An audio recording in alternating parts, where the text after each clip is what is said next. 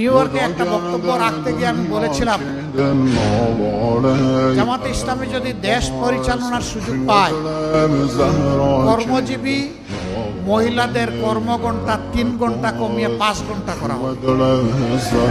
আরে যাই বলছি, বাংলাদেশের বঙ্গোপসাগরে জোয়ার শুরু হয়ে গেছে, চতুর্দিকে সমালোচনার ঝড়। হায় হায়, কি বললো জামাতের আমির সাহেব, এখন তো আর মহিলারা কোনো কাজই পাবে না। যারা বিভিন্ন কাজে নিয়োগ করবে তারা বলবে, বাবা আমার এই 5 ঘন্টা দিয়ে 8 ঘন্টার বেতন দিয়ে আমার তো পোষাবে না, আমার দরকার নাই মহিলা কর্মজীবী, মহিলা কর্মকর্তা আমার প্রয়োজন নেই। কারণ মালিক টাকা খাবে কেন? আরেক দল বলতেছে, যাও মহিলারা একটু রুজি রোজগার করতে, রাস্তাটা দিলেন আপনি বন্ধ করে।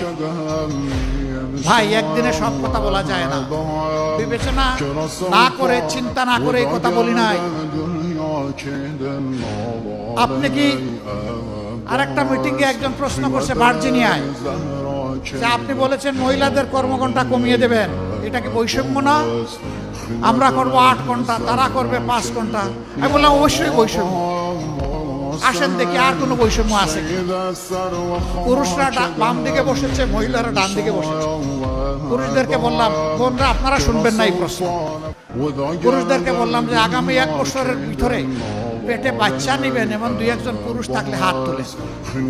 কেউ তো আর হাত তোলে না, সবাই হাসে আর নিচের দিকে মাথা দেয়, বুঝছে যে আমি কেন প্রশ্ন করছি। বললাম এটা পারবেন না? কয় না না, এটা পারবো কিভাবে?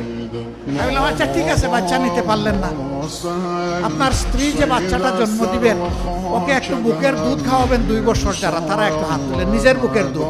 এখন দেখি আবার কেউ হাত তুলে। আমি বললাম এটা কি বৈষম্য না? একজন পেটে গর্ভধারণ করলো, এরপরে বুকের দুধ দিয়ে বাচ্চাকে বড় করলো, আপনি কিছুই করলেন না, এটা কি বৈষম্য না? তো সে সব কিছু করবে, আবার প্রফেশনাল লাইফে এসে আপনার মতো 8 ঘন্টা কাজ তাকে করতে হবে, এইটাই বৈষম্য। এখন বলবেন যে শিল্প মালিক বাঁচবে কেমনে, সরকারের কাজ হবে কেমনে? অবশ্যই হবে। যে জাতি তার মাকে সম্মান করে, আল্লাহ সেই জাতিকে সম্মানিত করেন। চুরা চুরি করে সমাজ থেকে পকেট কেটে লুণ্ঠন করে যেই টাকা নিয়ে যায়, সেই টাকা যদি ফেরত আসে, সেই টাকা যদি সদ্ব্যবহার করা যায়, মায়েকে রানীর মর্যাদায় প্রতিষ্ঠিত করা হবে ইনশাআল্লাহ। কার গায়ে জ্বললো আর কার গায়ে জ্বললো না এটা দেখার সময় আমাদের নেই।